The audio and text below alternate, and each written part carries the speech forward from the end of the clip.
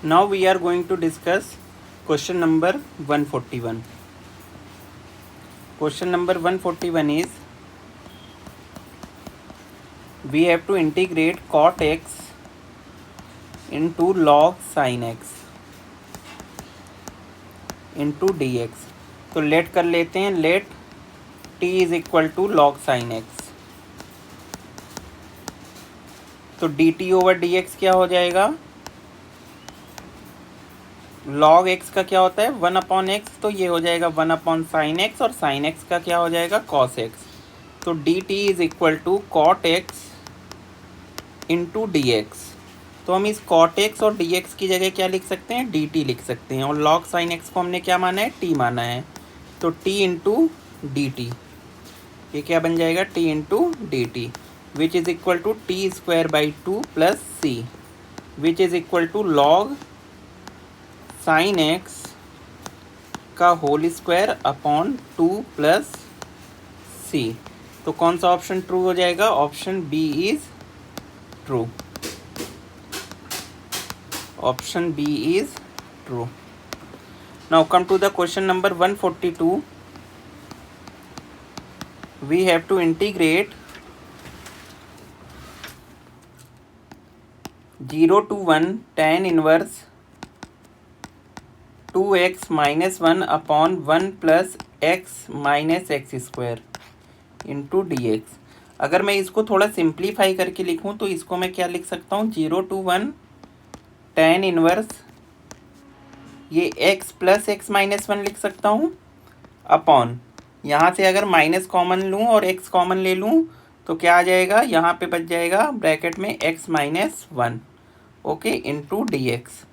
अब ज़रा ध्यान से देखो, यहाँ पे ये क्या tan a प्लस बी और 1 माइनस ए बी टाइप लिखा हुआ है. तो ये किसका फार्मूला है? 0 to 1 tan inverse A plus tan inverse B into dx. Clear है ये बात? अब देखो यहाँ पे हम एक प्रॉपर्टी यूज़ करेंगे कि a to B F of X D X, ये किसके इक्वल होता है? Integration a to B F of a plus B minus X into D X. Clear है?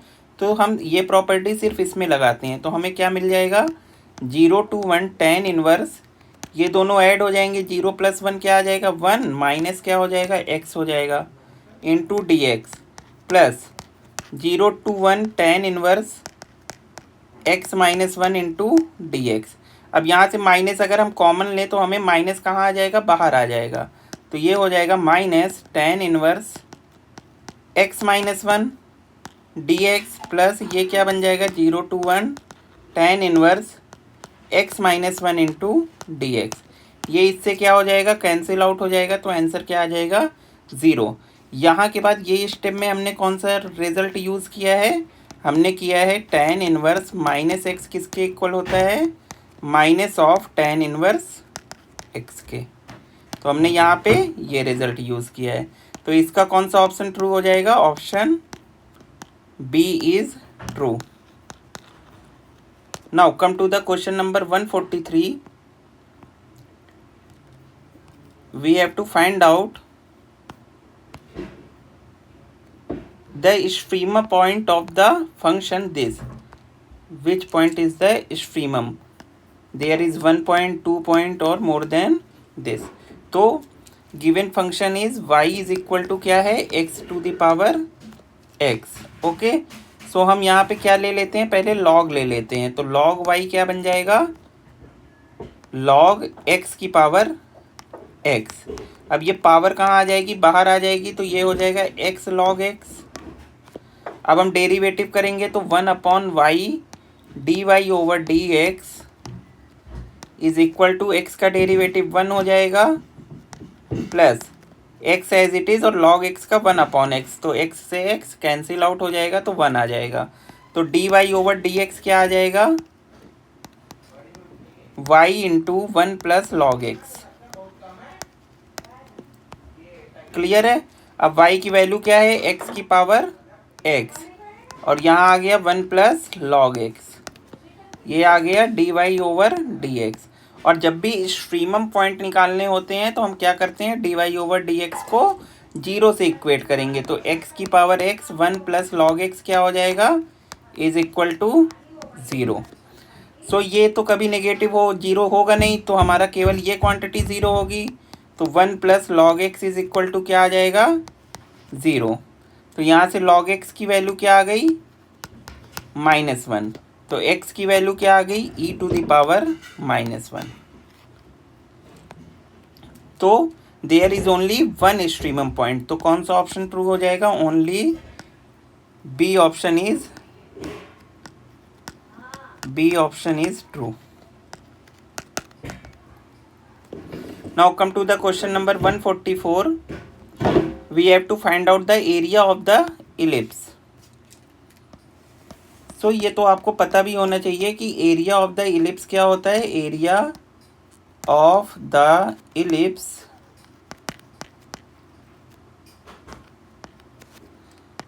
Is π/a/b। क्लियर है, ये फार्मूला होता है, तो इसका ऑप्शन बी ट्रू हो जाएगा। लेकिन ये आया कैसे, तो हमें पता है हमारा इलिप्स किस टाइप का बनता है, इस टाइप का। यहाँ पे ये कौन सा पॉइंट है, -a,0, और ये कौन सा पॉइंट है, a,0। अब ये सिमेट्रिक है, तो हम केवल इतने पोर्शन का क्या निकालते हैं, एरिया निकालेंगे, और हम उसको किससे मल्टीप्लाई कर देंगे, 4 से।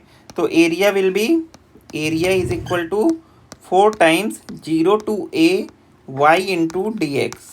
ओके, तो ये आ जाएगा 4 टाइम्स 0 to a y की वैल्यू हम इससे निकालेंगे, अपने जो इलिप्स की इक्वेशन गिवन है, x² / a² plus y² / b² is equal to 1। तो y की वैल्यू क्या आ जाएगी, b², एक मिनट, y की वैल्यू आ जाएगी y² b² is equal to 1 - x² / a²। Clear है, तो y² will be b² a² - x² / a²। तो y इज इक्वल टू क्या आ गया, b/a √a² - x²। तो यहाँ क्या हो जाएगा, √a² - x² इंटू dx, और यहाँ क्या आ गया, b/a। जब आप इसको सॉल्व करोगे तो आपको क्या मिल जाएगा, आप इसको कैसे सॉल्व करोगे, तो आप यहाँ पे क्या करो, एरिया लिख लो। एरिया इज इक्वल टू क्या आ गया, 4b/a 0 to a √a² - x² into dx। So let कर लेते हैं, let x is equal to a sin t। तो dx/dt क्या आ जाएगा, a cos t। dx बराबर a cos t into dt। Clear है, तो a क्या हो गया, a इज इक्वल टू आ गया 4b/a। अब देखो, जब हमने x को क्या रखा, 0, तो ये t भी क्या आ गया, 0।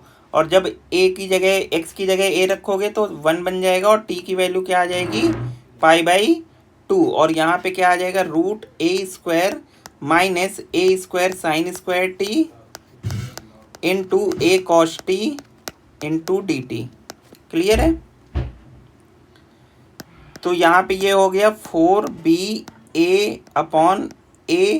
ये आ गया, और ये वाला a² कॉमन लोगे तो a बाहर आ जाएगा, तो ये a² बन जाएगा, और ये बन जाएगा 0 से π/2, और ये √1 - sin² t क्या होता है, cos t होता है, तो ये आ जाएगा cos² t into dt। Clear है, इस a से ये एक पावर क्या हो गई, कम हो गई, यहाँ आ गया 4ab, और ये आ गया 0 से π/2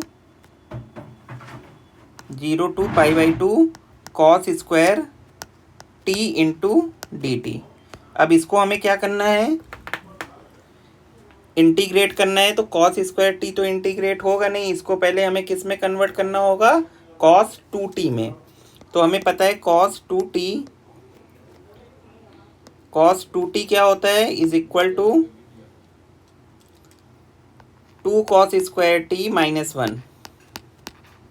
क्लियर है, तो cos² t की वैल्यू क्या आ गई, cos 2t+1/2।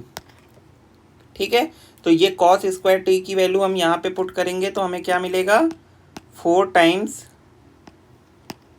A B integration 0 to π/2 cos 2t+1/2 into D T. Okay, now तो ये क्या आ जाएगा, 0 to π/2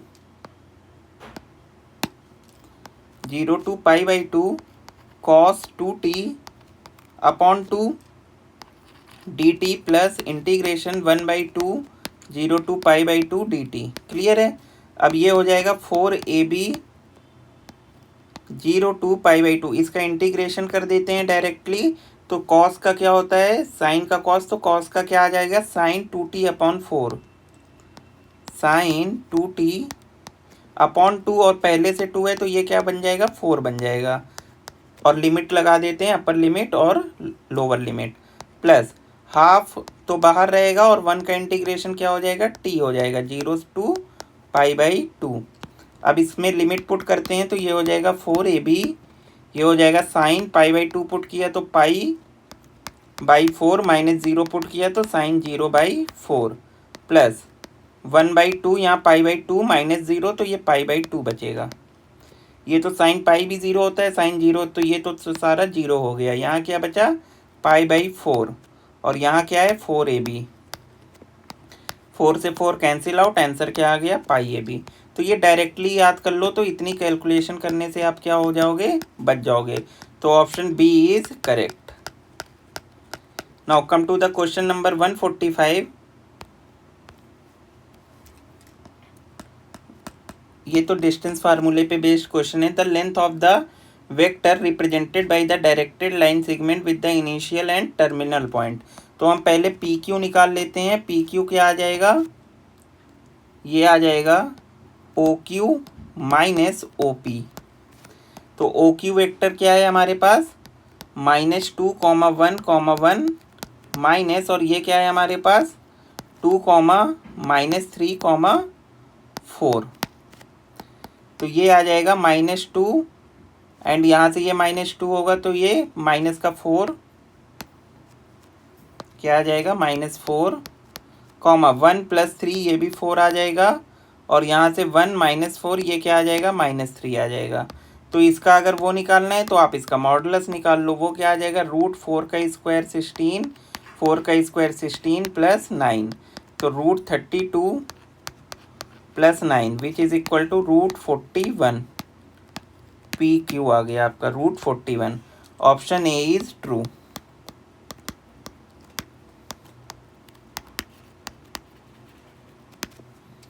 now come to the question number 146।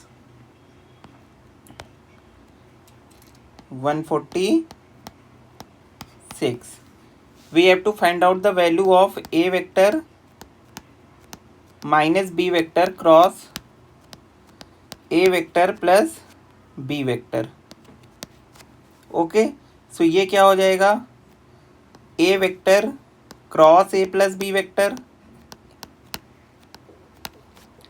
और minus sign b vector cross a vector plus b vector. अब जब क्रॉस करेंगे तो a क्रॉस a आ जाएगा, प्लस यहाँ से a क्रॉस b वेक्टर आ जाएगा, यहाँ से minus b cross a vector आ जाएगा, यहाँ से minus b cross b vector आ जाएगा। अब हमें पता है अगर क्रॉस प्रोडक्ट दो सेम वेक्टर का होता है तो वो क्या हो जाता है, 0 हो जाता है, plus a vector cross b vector.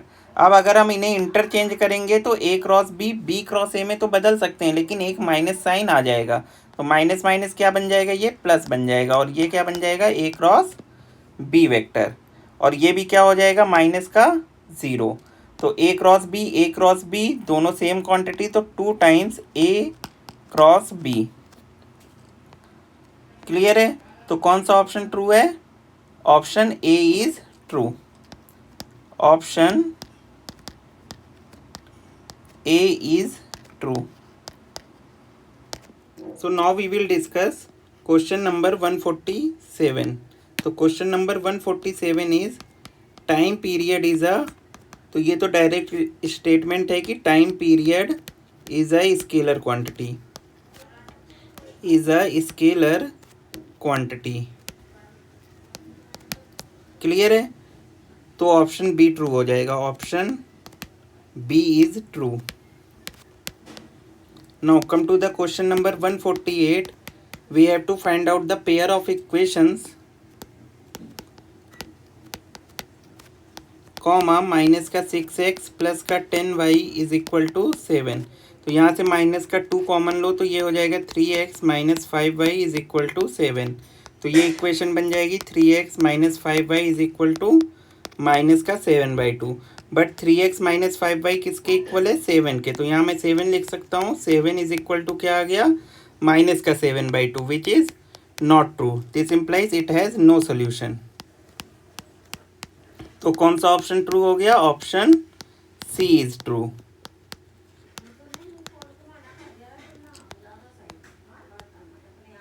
Now come to the question number 149, the optimal value of the objective function is attained. तो जो ऑप्टिमल वैल्यू होती है वो कहाँ अटेन होती है? हमेशा जो फिजिबल रीजन के कॉर्नर पॉइंट्स होते हैं, फिजिबल रीजन के कॉर्नर पॉइंट्स पे। और इसी पे आपका सिंप्लेक्स मेथड भी क्या है? बना हुआ है। वो क्या करता है? आपको सारे कॉर्नर पॉइंट्स पे वैल्यू बताएगा और जहाँ भी मैक्सिमम है वो आप कंसीडर कर लो अपनी ऑप्टिमल वैल्यू के लिए। तो ये क्या आ जाएगा? Option C is true.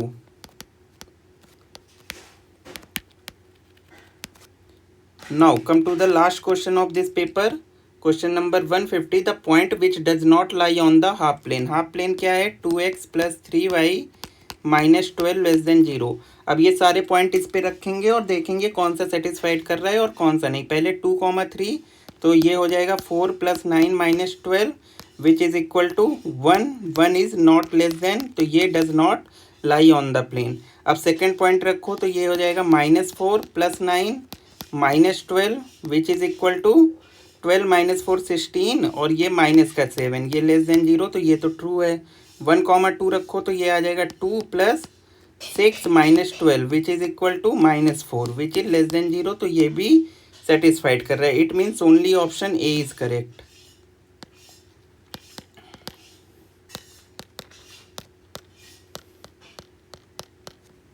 Okay, this is the last question of this paper. I hope you enjoyed this video. If you enjoyed this video, please like and subscribe to my channel. Thank you so much for watching.